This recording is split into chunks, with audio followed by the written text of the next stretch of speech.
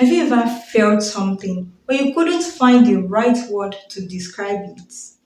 In today's video, we are going to explore some interesting and useful German vocabularies that you might not know. So stay tuned. Hallo und herzlich willkommen bei LingoLounge. Ich heiße Titilope Mogaji. Today, we will uncover some fascinating German words that capture unique feelings and experiences, words that have no direct English equivalent.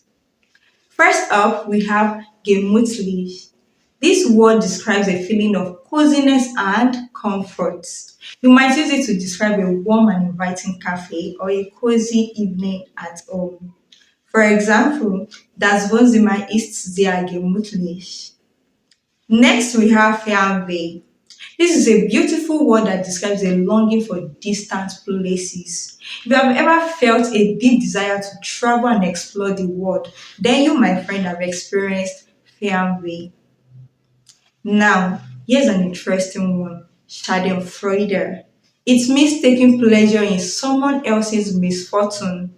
While it might not be the nicest feeling, it's a word that captures a very specific human experience. For example, imagine you see someone who always brags about never making mistakes, and then they trip and fall in such a funny way that you can't help but laugh a little. That is Schadenfreude.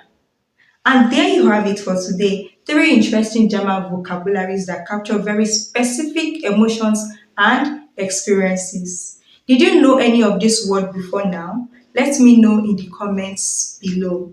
See you next time on LingoLounge for more fun and educational language content. Tschüss und bis zum nächsten Mal.